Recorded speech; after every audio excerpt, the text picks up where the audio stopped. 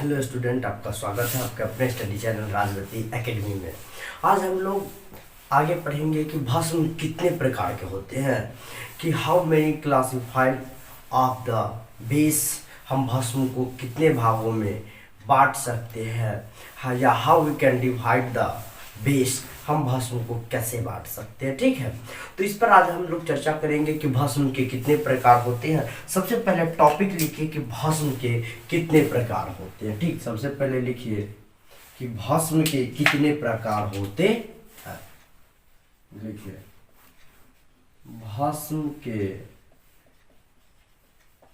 कितने प्रकार होते हैं, कितने प्रकार होते हैं। ठीक है, कि भस्म के कितने प्रकार होते हैं। तो देखिए, भस्म को कई भागों में बांटा गया है। शक्ति के आधार पर भी भस्म को दो भागों में बांटा गया। पहला प्रबल भस्म, दूसरा दुर्बल भस्म। फिर उसके बाद विस्थापन के आधार पर, ओएच ग्रुप के विस्थापन के आधार पर तीन भागों में बांटा गया। ठीक है, एकल विस्थापन, एकल अम्लीय भस्म, द्वि अम्लीय भस्म और त्रिअम्लीय भस्म। ठीक है, तो सबसे पहले आंसर लिखिए कि भस्म को, ठीक है, लिखिए आंसर कि भस्म को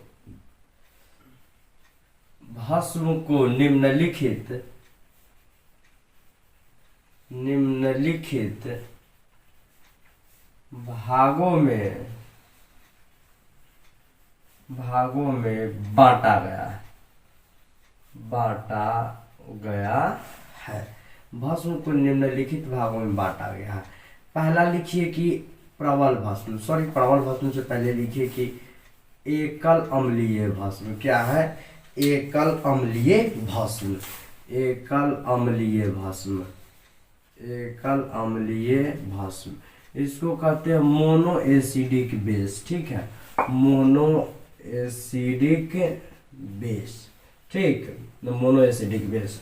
दूसरा है हमारे पास कि द्वि अम्लीय भस्म। क्या है? द्वि अम्लीय भस्म, द्वि अम्लीय भस्म। इसको कहते हैं डाई एसिडिक बेस। ठीक है, डाई एसिडिक बेस। तीसरा हमारे पास है, देखिए कि त्रिअम्लीय भस्म, त्रिअम्लीय भस्म, अम्लीय भस्म। इसको कहते हैं ट्राई एसिडिक बेस।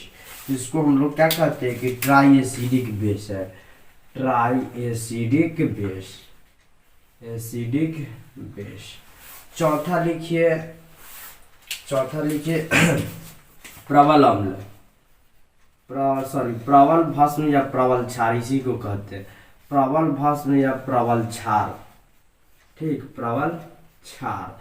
इसको इंग्लिश में कहते हैं स्ट्रॉन्ग बेस, स्ट्रॉन्ग बेस। ठीक है, और एक और है हमारे पास पांचवा कि दुर्बल भस्म, दुर्बल भस्म या दुर्बल क्षार, दुर्बल भस्म या क्या है? दुर्बल क्षार, दुर्बल क्षार।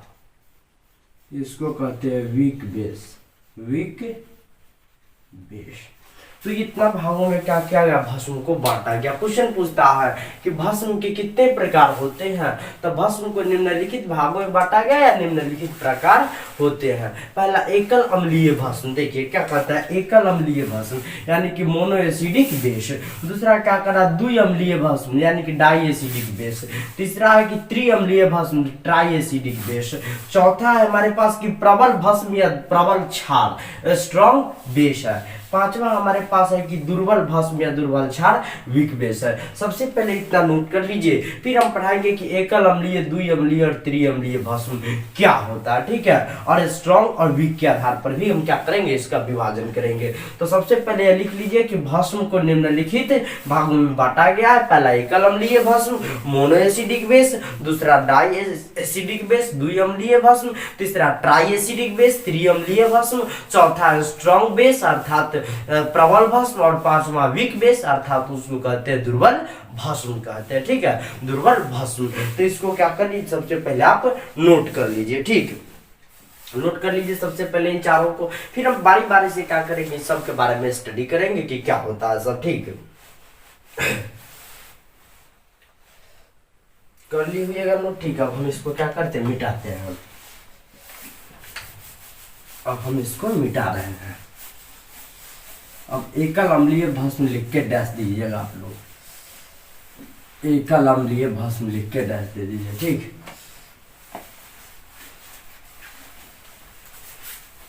एकल अम्लीय भस्म लिख के क्या देंगे हम लोग, डैश देंगे।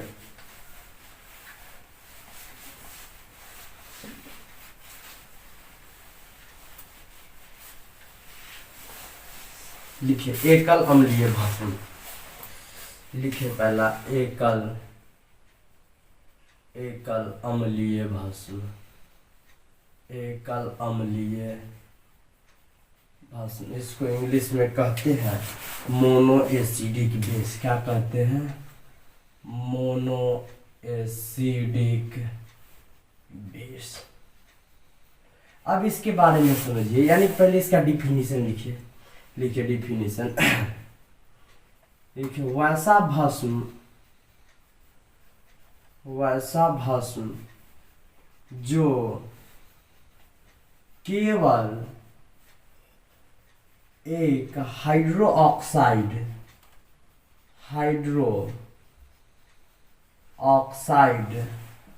आयन, इसको हिंदी में लिख लीजिएगा हाइड्रो ऑक्साइड, ठीक है, हाइड्रो ऑक्साइड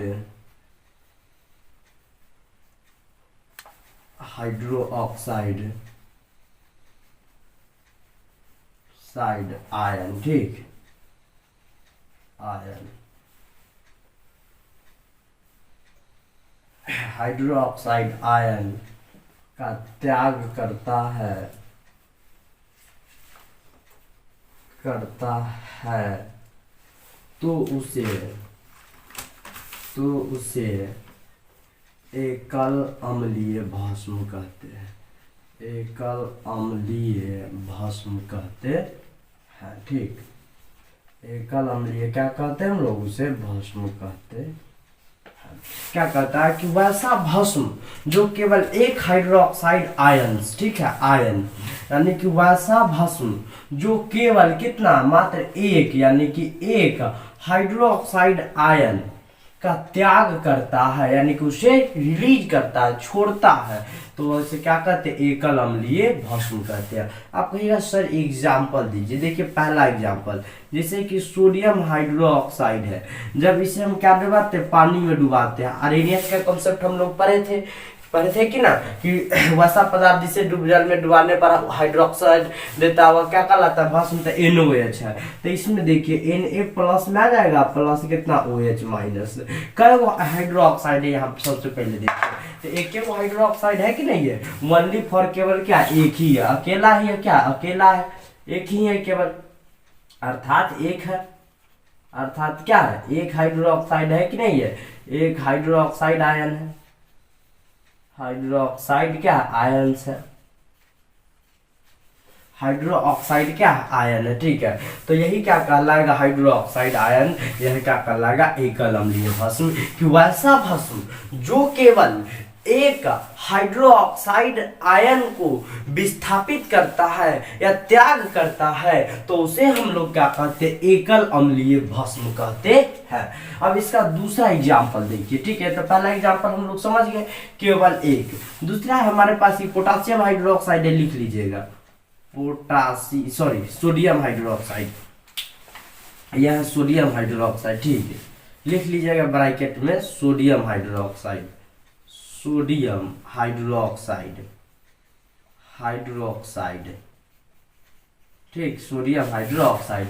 यह क्या आ गया, सोडियम आया, सोडियम आयन में आया, और यह क्या हाइड्रोक्साइड आयन आ गया, हाइड्रोक्साइड आयन आ गया, साइड क्या आ गया, आयन आ गया, ठीक है, हाइड्रोक्साइड आयन आया कि नहीं है। दूसरा देखिए हमारे पास एग्जांपल KOH। अब KOH को जब ये क्या डुबाते हैं, जल में डुबाते हैं, तो K plus potassium plus OH minus, केवल एक ही देगा, ठीक है। तो यह क्या पोटासियम हाइड्रोक्साइड है कि नहीं है, यह क्या है, तो पोटासियम हाइड्रोक्साइड है, लिख दीजिएगा इसको हाइड्रोक्साइड, ठीक है, हाइड्रोक्साइड, या क्या पोटासियम हाइड्रोक्साइड है,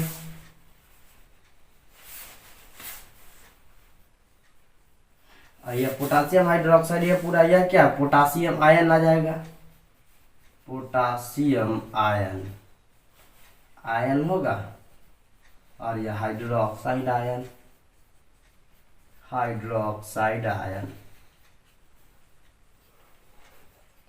अब देखिए केवल एक ही, यानी कि वैसा भस्म जो केवल एक हाइड्रोक्साइड आयन, ठीक है, एक हाइड्रोक्साइड आयन को क्या करता है, त्याग करता है। एक हाइड्रोक्साइड आयन को, हाइड्रोक्साइड आयन को,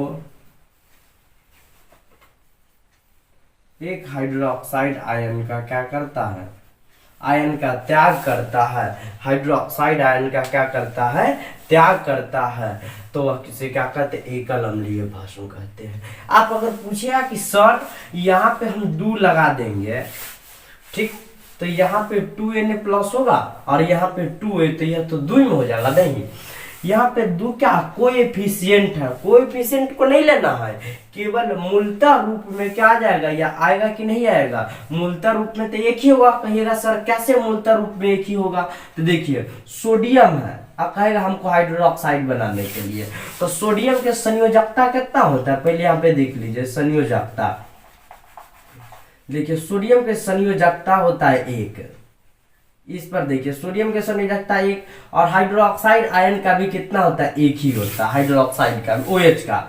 अब देखिए जब क्राइस क्रॉस नियम हम पढ़े होंगे तो सोडियम में क्या गुना होगा, तो NaOH, अर्थात आप 2 लगा दीजिएगा तो 2 यहाँ भी 2 लगा, यानी कि 2 से क्या करना, हमको केवल बैलेंस करना पड़ेगा। तो बैलेंसिंग के लिए हम 2 लगाते आगे, यानी कि जो वर्ड या फिर जो शब्द का उपयोग, जो अंक का उपयोग अगर हम कोएफिशिएंट के रूप में करते हैं वह इस पर प्रभाव नहीं डालेगा। जैसे कि यहाँ अगर हम 2 लगा दिए तो यहाँ भी 2 लगा दिए, यहाँ भी 2 लगा दिए, तो आप कहिएगा 2H- है, यह क्या होना चाहिए, 2 अम्लीय भस्म होना चाहिए, नहीं के होगा एक ही, ये 2 केवल क्या है कोएफिशिएंट के रूप में, इस 2 को हम गिनेंगे नहीं, ठीक है, केवल यह क्या कोएफिशिएंट के रूप में है, इसको केवल गुणांक के रूप में लगाया जाता है। अब देखिए कि वैसा भस्म जो केवल एक हाइड्रोक्साइड आयन को क्या करता है, त्याग करता है, तो उसे एकल अम्लीय भस्म कहते हैं। सोडियम हाइड्रोक्साइड को जब ये पानी में डुबाइएगा, सोडियम आयन में, हाइड्रोक्साइड क्या करेगा, आयन में टूटेगा। KOH पोटासियम हाइड्रोक्साइड को जब डुबाइएगा तो पोटासियम आयन में और KOH या OH- हाइड्रोक्साइड आयन में। सबसे पहले इसको क्या कर लीजिए, नोट कर लीजिए, आप बिल्कुल समझ गए होंगे, एग्जाम्पल दे रहा है, और ठीक है, सबसे पहले इतना आप क्या कर लीजिए, नोट कर लीजिए, जल्दी से क्या कर लीजिए, नोट कर लीजिए, नोट कर लिए होगा, ठीक। अब देखिए अगला, अब देखिए अगला एग्जाम्पल, नेक्स्ट, केवल एक क्या करेगा, हाइड्रोक्साइड आयन का त्याग करेगा, तो वह क्या कहलाएगा, एकल अम्लीय भस्म कहलाएगा।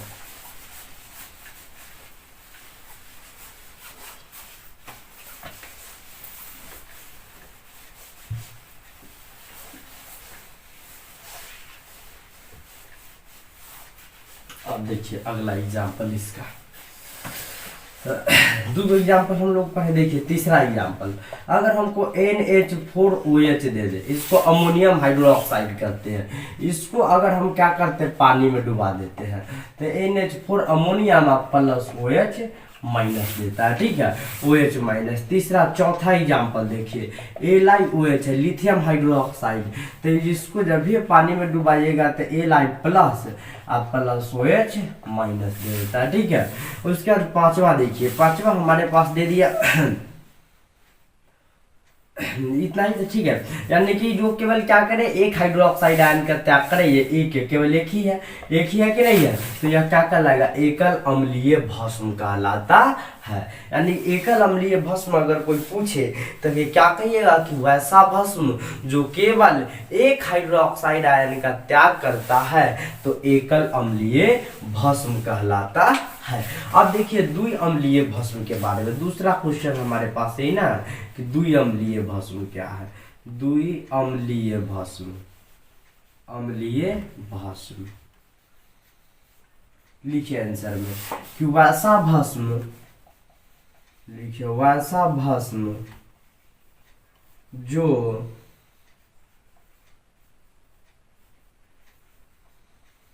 दो हाइड्रोक्साइड आयन का हाइड्रोक्साइड आयन का OH इसको कहते हैं कि नहीं है, आयन अर्थात OH का त्याग करता है तो उसे द्विअम्लीय भस्म कहते हैं। तो उसे क्या कहते हैं? द्विअम्लीय भस्म कहते हैं। तो उसे हम लोग क्या कहते हैं? द्विअम्लीय भस्म कहते हैं। यानी कि वैसा भस्म जो दो हाइड्रोक्साइड आयन का क्या कर रहा है? त्याग कर रहा है, तो वह क्या कहलाता है? द्विअम्लीय भस्म कहलाता है। यानी कि क्या कर रहा है? वैसा भस्म जो दो हाइड्रोक्साइड आयन का क्या कर रहा है? त्याग कर रहा है। मेन पॉइंट यही कर रहा है कि दो हाइड्रोक्साइड आयन का क्या कर रहा है? त्याग कर रहा है OH आयन का, तो वह क्या कहलाता है? द्विअम्लीय भस्म कहलाता है। इसको डाई एसिडिक बेस कहते हैं कि नहीं? बिल्कुल कह सकते हैं। आप कहिएगा सर एग्जाम्पल तो दीजिए। आप देखिए Ca*OH के होल ट्वाइस क्या है? कैल्शियम हाइड्रोक्साइड है। ठीक है, क्या है? कैल्शियम हाइड्रोक्साइड है। अब देखिए जब भी इसको हम क्या करेंगे? पानी में डुबाना चालू करेंगे तो Ca कितना में टूटेगा? 2+ में, प्लस 2OH माइनस में टूटेगा। ठीक है, इसका तो वैलेंसी होता है तब नहीं, यह 2 टूटा तो 2OH माइनस में आ जाएगा। तो यह क्या कहलाएगा? द्विअम्लीय भस्म कहलाएगा। क्या कहलाएगा? द्विअम्लीय भस्म कहलाएगा। ठीक है। आप कहिएगा सर जी आप तो गलत बता रहे हैं, आप NaOH में बताए थे कि जब इसको पानी में डुबाइएगा तो Na++ OH माइनस में, तो यहाँ पे 2 लगा दिए, 2 तो 2H, यहाँ पे भी तो 2 OH दे रहा है ना। आप पूछिएगा कि नहीं कि आप यहाँ पे भी 2H माइनस लगा सकते हैं, तो यहाँ पे भी तो 2 कोएफिशिएंट है, तो इसको हम कह सकते हैं 2 है, लेकिन गलत होगा। क्यों? क्योंकि देखो NaOH जब ये बनेगा तो सबसे पहले क्या होंगे? हम लोग एसिडिक रेडिकल और बेसिक रेडिकल पढ़ेंगे, तो उसमें जानकारी हमको मिल पाती है पहले संयोजकता के बारे में, और तब उसमें क्राइस क्रॉस नियम लगता है। ठीक है, कि सोडियम का संयोजकता 1 और हाइड्रोक्साइड का भी 1, तो दोनों में गुना करने पर NaOH बनता है। NaOH क्या कोई में 2, इसको हम लिख सकते हैं Na2OH लिख सकते हैं? पहले आप बताओ कमेंट में, क्या हम लिख सकते हैं इसको 2NaOH? नहीं लिख सकते। क्यों? क्योंकि इसका OH का वैलेंसी 2 नहीं है, कितना है? मात्र 1 है। तो 1 है तो 1 से ना गुना होगा, 2 से गुना हो सकता है? कभी भी नहीं, तब ना बनाएगा NaOH। लेकिन अब अगर किसी यहाँ पे 2 लगा दिए हो, 2 लगा दिए तो 2 क्यों लगाए हो? वैसा ही लगा दिए हो, क्योंकि 2Na आपको प्राप्त करना था। इससे आपको क्या लेना है? क्योंकि आपको इसे भी प्राप्त कीजिएगा तब पर भी क्या होगा? सोडियम प्लस में टूटवे करेगा, 2H माइनस में। एक को ना दे रहा, रियलिटी रूप से तो एक दे रहा है, एक्सटर्नल आप लगा रहे हो 2 कोएफिशिएंट तब 2 करा, इसका मतलब 3 लगा देंगे तो 3 को दे देगा। ऐसा नहीं, केवल जो हमें प्राकृतिक रूप से है, जो हमें सेटिस्फाइड है लैब में कि NaOH का सोडियम का संयोजकता 1, हाइड्रोक्साइड का भी 1, दोनों में अगर क्राइस क्रॉस गुना करते तो NaOH बनाता है। इस प्रकार NaOH क्या है? तो एकल अम्लीय भस्म है, उसको कंफ्यूज मत होइएगा कि द्विअम्लीय भस्म है। लेकिन अब देखिए जो कैल्शियम हाइड्रोक्साइड है ये 2OH कैसे बना देता है? देखिए यहाँ पे कैल्शियम है और यहाँ पे OH है।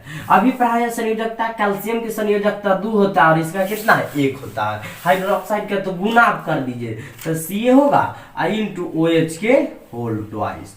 होगा कि नहीं होगा? बिल्कुल बनेगा। Ca इंटू, क्योंकि इसका संयोजकता से इसमें गुना होगा, यानी कि इसके संयोजकता, किसके? कैल्शियम के संयोजकता से हाइड्रोक्साइड के संयोजकता में, और हाइड्रोक्साइड के संयोजकता से कैल्शियम में, तो Ca इंटू OH के होल ट्वाइस, यानी कि 2 को क्या हाइड्रोक्साइड आयन है, तो 2 को हाइड्रोक्साइड आयन का त्याग करेगा तो वह क्या कहलाएगा? द्विअम्लीय भस्म कहलाएगा। यानी कि वैसा भस्म जो 2 हाइड्रोक्साइड आयन का त्याग करता है तो उसे द्विअम्लीय भस्म कहते हैं। बिल्कुल क्लियर। यानी कि वैसा भस्म जो 2 हाइड्रोक्साइड आयन का त्याग करता है तो वह क्या कहलाता है? द्विअम्लीय भस्म कहलाता है। कोई दिक्कत तो नहीं ना? कोई दिक्कत नहीं है। अगर दिक्कत लगे तो जरूर आप कमेंट में पूछ सकते हैं। दूसरा देखिए कि मैग्नीशियम हाइड्रोक्साइड Mg*OH के होल ट्वाइस। ठीक, इसको भी हम क्या डाले? तो जल में डाल दिए। क्या डाले? जल में डाल दिए। अब देखें जल में डालने के बाद हमको क्या देता है? Mg कितना 2 प्लस अब प्लस 2OH माइनस में। आप कहेंगे सर Mg2+ क्यों देता है, क्योंकि देखिए MgOH है, मैग्नीशियम के वैलेंसी 2 इसका 1 होगा तो Mg × OH के होल ट्वाइस होगा, तो जब ये जल में डुबाइएगा तो 2Mg ना, यानी कि मैग्नीशियम Mg+2 में न टूटेगा, क्योंकि उसका क्या संयोजकता वैलेंसी कितना 2 है। कोई दिक्कत, कोई जितना वैलेंसी है उतना वैलेंसी में वो डिसोसिएट तो हुआ, तब ना पूर्ण डिसोसिएशन हुआ, वरना तो आंशिक डिसोसिएशन हो जाएगा, होगा कि नहीं पार्शियली, लेकिन पूर्ण कंप्लीटली कर रहा है। तो 2OH माइनस यानी कि 2 हाइड्रोक्साइड क्या दिया माइनस दे दिया, यहाँ पे 2 हाइड्रोक्साइड क्या दिया माइनस दिया, यानी कि वैसा वस्तु जो 2 हाइड्रोक्साइड आयन का त्याग करता है तो वह द्विअम्लीय भस्म कहलाता है। तो वह क्या कहलाता है, द्विअम्लीय भस्म कहलाता है। ठीक है, क्या कहलाता है वह, द्विअम्लीय भस्म कहलाता है। इसको तो जानते हैं, कैल्शियम हाइड्रोक्साइड मैग्नीशियम हाइड्रोक्साइड। यहाँ सबसे पहले क्या कर लीजिए, आप नोट कर लीजिए दोनों एग्जाम्पल को, भी एग्जाम्पल पूछा जाता है। ठीक है, यह काफी ज्यादा हमारे बोर्ड एग्जाम में पूछा जाता है। ठीक, सबसे पहले इसको क्या कर लीजिए, आप नोट कर लीजिए, नोट कर लिए होइएगा। ठीक, अब देखिए तीसरा हमारे पास कह रहा है कि त्रिअम्लीय भस्म क्या है। तीसरा हमारे पास क्वेश्चन है कि त्रिअम्लीय भस्म किसे कहेंगे।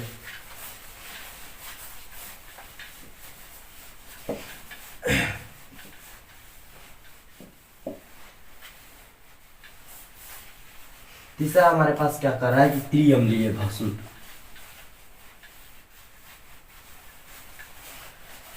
जो 3 हाइड्रोक्साइड आयन का त्याग कर रहे हैं क्या कहलाएगा, त्रिअम्लीय भस्म। केवल एक आपको बताएंगे। ठीक है, रास्ता केवल हम आपको दिखा देंगे। मेरा कॉन्सेप्ट ही क्या रहता है, इतना थ्योरी आपको सेटिस्फाइड लगेगा, संतुष्ट लगेगा कि आप कोई भी सवाल को आसानी से डिले से आप क्या कर सकते हो, उसको सोल्व कर सकते हैं। तीसरा हमारे पास कहता है कि त्रिअम्लीय भस्म।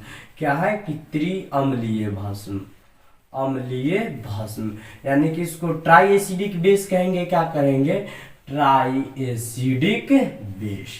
लिखिए वैसा भस्म, लिखिए वैसा भस्म, वैसा भस्म जो 3 हाइड्रोक्साइड, 3 हाइड्रोक्साइड, ठीक है, आयन का OH लिख दीजिएगा। ठीक है, आयन का त्याग करता है, त्याग करता है तो उसे त्रिअम्लीय भस्म कहते हैं। त्रिअम्लीय भस्म कहते हैं। क्या कहते हैं, त्रिअम्लीय भस्म कहते हैं। यानी कि वैसा भस्म जो 3 हाइड्रोक्साइड, कितना, तो 3 हाइड्रोक्साइड आयन का क्या करता है, त्याग करता है। तो 3 हाइड्रोक्साइड आयन का त्याग करे वह क्या कहलाएगा, त्रिअम्लीय भस्म कहलाएगा। तो एग्जाम्पल देखिए, आप सबसे पहले आपके लिए मेन पॉइंट है कि एग्जाम्पल, जैसे कि Al × OH के होल थ्राइस, एल्युमिनियम ट्राइऑक्साइड है कि नहीं है, एल्युमिनियम ट्राइऑक्साइड है। अब इसको कहाँ डाले हम लोग, पानी में डुबा दिए। कहाँ, पानी में डुबा दिए। तो पानी में डुबाने के पश्चात क्या आ जाता है हमारे पास, Al3+ और प्लस 3OH माइनस में, यानी कि कितना, 3 हाइड्रोक्साइड है कि नहीं है, 3 हाइड्रोक्साइड है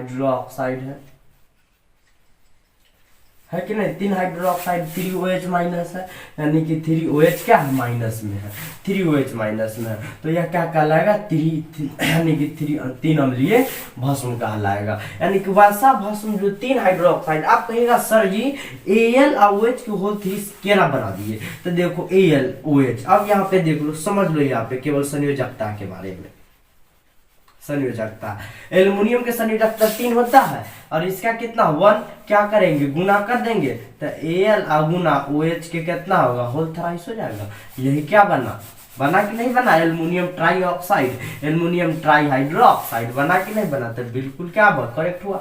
केवल आपको संयोजकता के बारे में याद रखना होगा। आप कंपाउंड, अब तो क्या हम लोग अब अंतिम सेशन में कोई दिक्कत तो नहीं होगा, यहाँ पे क्या कोई दिक्कत नहीं होगा संयोजकता के बारे में, कि एल्युमिनियम के संयोजकता 3 हाइड्रोक्साइड के 1, तो क्राइस क्रॉस नियम के अनुसार इस एल्युमिनियम के संयोजकता से इसे हाइड्रोक्साइड के संयोजकता में गुना करेंगे और हाइड्रोक्साइड के संयोजकता से एल्युमिनियम में हम किए हैं कि नहीं। तो देखिए यहाँ पे हम तीर चिन्ह द्वारा आपको रिप्रेजेंट भी कर रहे हैं। एल्युमिनियम में 1 से गुना कर दिए, एक इसमें 3 से गुना कर देते हैं, Al × के होल थ्राइस बन गया। अगर इतना ना समझ में आ गया तो Al × 1 होगा। अब यहाँ पे क्या लिखेंगे, I × 3 गुना OH होगा। तो क्या होगा Al I × 3 OH के क्या होगा होल थ्राइस आ जाएगा।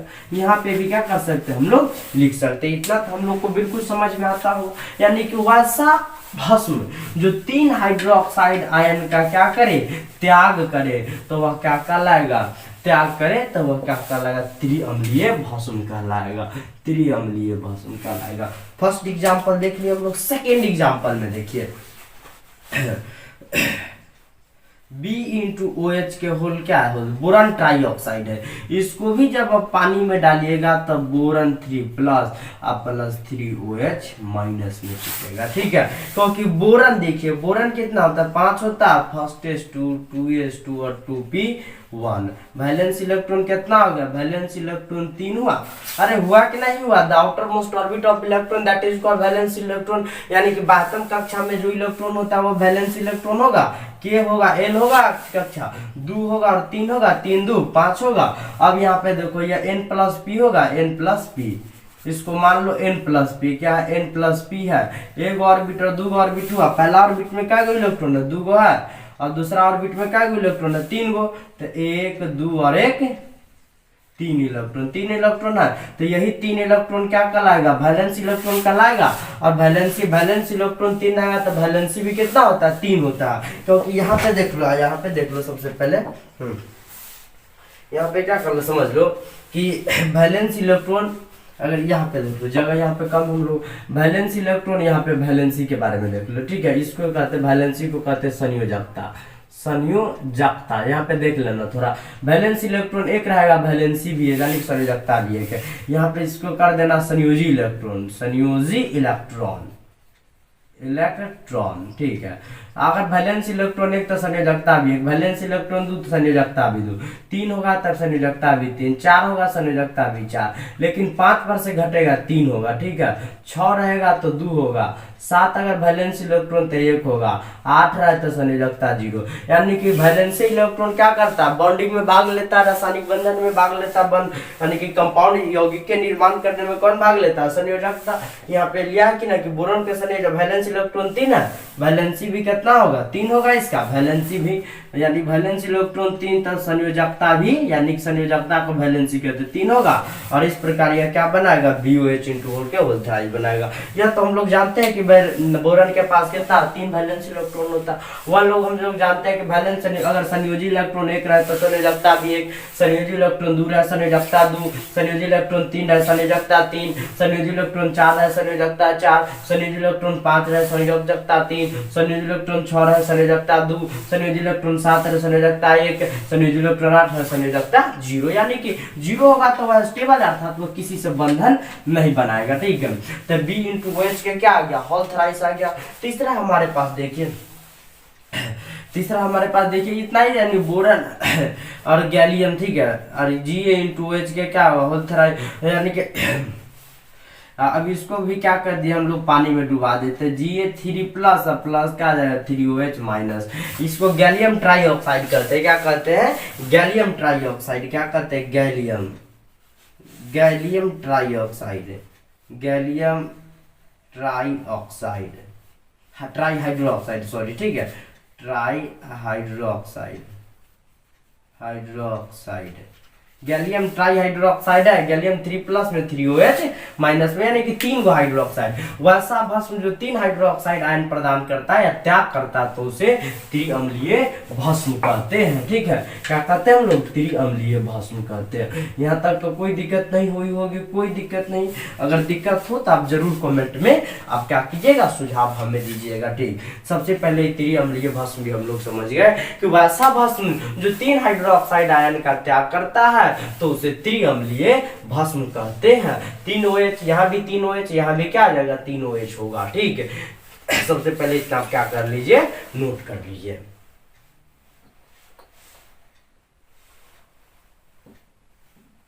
नोट कर लिए हैं ठीक। अब आगे देखिए कि यह तो हम लोग पढ़ लिए। अब उसके बाद देखिए कि प्रबल भस्म क्या और दुर्बल भस्म क्या, शक्ति के आधार पर। ठीक, इसको मिटा रहे हैं। अब लिखिए प्रबल भस्म किसे कहते हैं। टॉपिक लिखिए कि प्रबल भस्म क्या है। स्ट्रॉन्ग बेस, और वह VVI है, फिक्स के पावर 10 लाख। ठीक, काफी ज्यादा हुआ VVI क्वेश्चन है कि प्रबल भस्म क्या है और प्रबलन क्या है।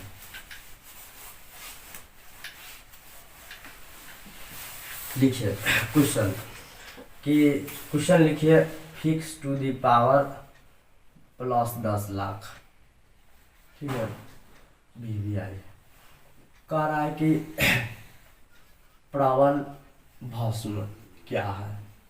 इसको कहते हैं स्ट्रॉन्ग बेस। लिखिए वैसा भस्म जो जल में पूर्णतः आयनित होकर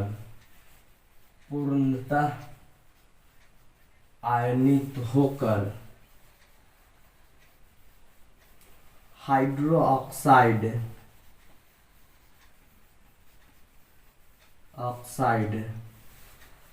आयन प्रदान करता है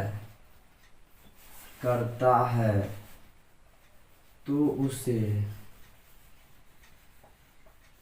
प्रबल भस्म कहते हैं। तो उसे क्या कहते हैं, प्रबल भस्म कहते है। कोई दिक्कत है, कोई दिक्कत नहीं। यानी कि वैसा भस्म जो जल में पूर्णतः आयनित होकर, यानी कि completely dissociates in water, that is called as the strong base. यानी कि वैसा भस्म जो कहाँ, तो जल में, और कैसे, तो पूर्णतः यानी कि पूर्ण रूप से क्या होगा, आयनित होगा, आयोनाइज्ड होगा या फिर डिकम्पोज होगा, हाइड्रोक्साइड आयन प्रदान करता है, तो वह क्या कहलाता है, प्रबल भस्म कहलाता है, स्ट्रॉन्ग बेस। यानी कि वैसा भस्म जो जल में पूर्णतः आयनित, यानी कि पूर्णतः आयनित होकर हाइड्रोक्साइड आयन देता है, तो वह क्या कहलाता, प्रबल भस्म कहलाता है।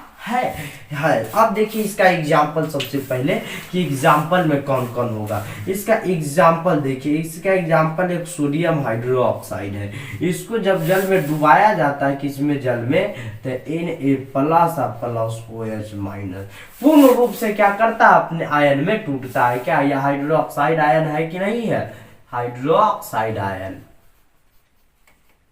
ऑक्साइड आयन, ठीक है कि नहीं है। और यहाँ पे देखिए एक पोटासियम हाइड्रोक्साइड, यही दोनों क्या है, यही दोनों केवल और केवल है हमारे पास स्ट्रॉन्ग बेस है। यह क्या है, स्ट्रॉन्ग बेस। यह भी क्या, हाइड्रोक्साइड आयन है, hydroxide ion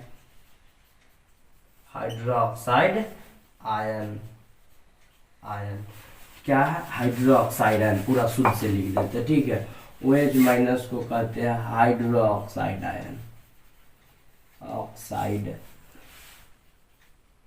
ion, hydroxide ion, ठीक है। यानी कि वैसा भस्म जो पूर्णतः जल में आयनित होकर हाइड्रोक्साइड आयन प्रदान करता है, तो वह प्रबल भस्म कहलाता है, स्ट्रॉन्ग बेस। इसका पीएच जो मान होता है 10 से अत्यधिक होता है। कितना होता है, 10 से लेकर 14 तक होता है, यह प्रबल भस्म का पीएच मान होता है, ठीक है। वह भी लिखा देंगे। और यह दोनों VVI है, ठीक है, VVI। और यहाँ पे दे देता है अगला कि सोडियम हाइड्रोक्साइड प्रबल भस्म है या नहीं, तो कहिएगा है। यही दोनों केवल है, सोडियम और पोटासियम ही, सॉरी यहाँ पे नहीं होगा, ये सोडियम और पोटासियम ही क्या है, केवल और केवल प्रबल भस्म है। जल में पूर्णतः आयनित होता है, तो वह क्या कहलाता है, प्रबल भस्म कहलाता है। सोडियम हाइड्रोक्साइड और पोटासियम हाइड्रोक्साइड, इसको क्या कर लीजिए, सबसे पहले आप नोट कर दीजिए, तब हम लिखाएंगे कि दुर्बल भस्म। और एक इसका नोट भी है, ठीक है, यहाँ पे नोट भी लिख लीजिए, ठीक है, लिख लीजिए कि प्रबल भस्म का, या इसी को प्रबल क्षार भी कहते हैं, भस्म का पीएच मान पीएच मान 10 से अत्यधिक होता है, 10 से अधिक होता है या 10 से 14 तक होता है। 10 से लिख दिएगा, 10 से लेकर के कहाँ तक, 14 तक होता है, यह पूछा जाता है कि प्रबल भाषण का पीएच मान कितना से कितना, तो 10 से 14 तक पीएच मान होता है। ठीक है, यह पढ़ाएंगे कि पीएच मान क्या है। अभी आप लोग को नहीं समझ में आएगा कि पीएच मान क्या है, पढ़ाएंगे, बिल्कुल आप लोग घबराइए मत। पूरा कंप्लीटली हम क्या करेंगे, यहाँ पे एक एक थ्योरी को हम रीड करेंगे, रीड एंड राइट भी करेंगे और क्या करेंगे, आपको सेटिस्फाइड भी करेंगे। सबसे पहले आप क्या कर लीजिए, नोट कर लीजिए, नोट कर लिए होगा। अब लिखिए कि दुर्बल भाषण किसे कहते हैं, दुर्बल भाषण।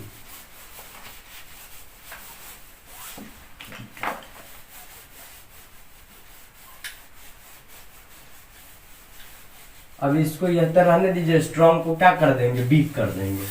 ठीक है, अब लिखिए दुर्बल भाषण, लिखिए दुर्बल भाषण।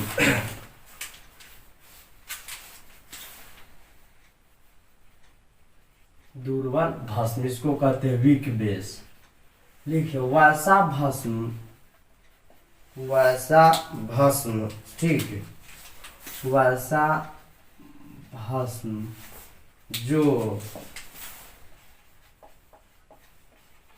जल में अशांत आयनित होकर, अशांत आयनित होकर, आयनित, अशांत आयनित होकर, होकर हाइड्रो ऑक्साइड आयन प्रदान करता है, हाइड्रो ऑक्साइड आयन प्रदान करता है, तो उसे दुर्बल भाषण कहते हैं, तो उसे दुर्बल भाषण या क्षार कहते हैं, दुर्बल क्षार कहते हैं, वीक बेस कहते हैं, क्या है, वीक अल्कली भी कहते हैं। यानी कि वैसा भाषण जो जल में क्या होता है, अशांत आयनित होता है, अशांत आयनित होकर क्या होता है, हाइड्रोक्साइड आयन प्रदान करता है, अशांत आयनित होकर हाइड्रोक्साइड आयन प्रदान करता है, तो उसे दुर्बल भाषण कहते हैं। अब देखिए जैसे कि एग्जाम्पल में देखिए हमारे पास क्या आ जाता है, एग्जाम्पल हमारे पास होता है Ca*OH के whole twice, Ca calcium hydroxide. ठीक है, तो आगे जब हम लोग इसके बारे में पढ़ेंगे कैल्शियम हाइड्रो ऑक्साइड, जब हम लोग लवण में पढ़ेंगे कि अम्लीय लवण क्या है और भास्मीय लवण क्या है, तो अम्लीय लवण में वहां पढ़ेंगे कि वैसा लवण जिसकी उत्पत्ति हाइड्रोजन त्यागने से होता है अम्लीय लवण, और भास्मीय लवण में पढ़ेंगे कि वैसा लवण जिनकी प्राप्ति भस्म से अशांत हाइड्रोक्साइड आयन के विस्थापन के फलस्वरूप प्राप्त होता है, तो उसे कहेंगे हम लोग वहां पे भास्मीय लवण। तो भास्मीय लवण में यही भाग लेता है कौन, तो Ca*OH के होल ट्वाइस। इसका भास्मीय लवण CaOH और Cl का निर्माण यह करता है। ठीक है, जैसे कि Ca यहाँ पे देख लीजिए OH CaOH के होल ट्वाइस है, और इसको जब भी HCl के साथ रासायनिक अभिक्रिया कराया जाता है तो CaOH और Cl का निर्माण यह कर लेता है, अब प्लस H2O को बाहर जाने देता है। यानी कि पार्शियली क्या हुआ, इसमें क्या हुआ, रिप्लेसमेंट हुआ कि नहीं OH ग्रुप का, तो यही क्या कहलाता है, तो इधर दुर्बल भाषण कहलाता है। ठीक है, क्या कहलाता है, दुर्बल भाषण कहलाता है। सीधे यहाँ पे आप याद कर लीजिए, फिर हम भाषण में पढ़ाएंगे, सॉरी लवण में, कि प्रबल लवण क्या है, दुर्बल लवण क्या है, तो वहां पे भी क्या होगा, यह सब पढ़ाई होगा। लिखिए Ca*OH के whole twice, calcium hydroxide Mg*OH के होल ट्वाइस। ठीक है, लिखिए Be*OH के होल ट्वाइस। ठीक है, Be*OH के whole twice. Be into OH के होल ट्वाइस, ठीक है। लिखिए NH4OH, NH4OH, ठीक, NH4OH। यह भी क्या है, एक प्रकार का दुर्बल भस्म है। यह सब calcium hydroxide, magnesium hydroxide, beryllium hydroxide और अमोनियम हाइड्रोक्साइड। यहाँ तक तो कोई दिक्कत नहीं हुई होगी, क्या होगा, कोई दिक्कत नहीं। अब लिखिए इसका पीएच मान कितना होता है, ठीक, लिखिए आप दुर्बल भस्म का पीएच मान, दुर्बल भस्म का पीएच मान 7 से लेकर के 10 तक होता है। 7 to 10, ठीक है, यानी कि 7 से कितना तक होता है, 10 तक होता है। 7 से कितना तक होता है, 10 तक होता है। 7 से लेकर के 10 तक होता है, 10 तक होता है, वही क्या कहलाता है, दुर्बल भस्म। वैसा भस्म जो जल में आसान आयनित होकर हाइड्रोक्साइड आयन प्रदान करता है तो उसे दुर्बल भस्म कहते हैं। Calcium hydroxide, magnesium hydroxide, beryllium hydroxide. जैसे कि देखिए यहाँ पे Be(OH) है, ठीक है, Be(OH), तो इसको जब भी वहाँ पे हम अम्ल में जब भी लवण पढ़ाएंगे तो यह सब क्या लेता है, भस्मीय लवण बनाने में भाग लेता है। Calcium hydroxide, magnesium hydroxide, beryllium hydroxide, ammonium hydroxide, ठीक है। तो यह सब अशांत आयनित होता है, ठीक है, तो इसीलिए इसे दुर्बल भस्म कहा जाता है। और इस सब का पीएच मान 7 से लेकर के 10 के बीच में रहता है, इससे ऊपर नहीं जाता, ठीक है। तो बिल्कुल हम लोग यहाँ पे क्या कर गए, समझ गए, कोई दिक्कत हम लोगों को नहीं हुई, ठीक है, कोई दिक्कत हम लोगों को क्या हुई, नहीं हुई। सबसे पहले आप क्या कर लीजिए, इसको नोट कर लीजिए। सबसे पहले क्या कर लीजिए, आप लोग इसको नोट कर लीजिए।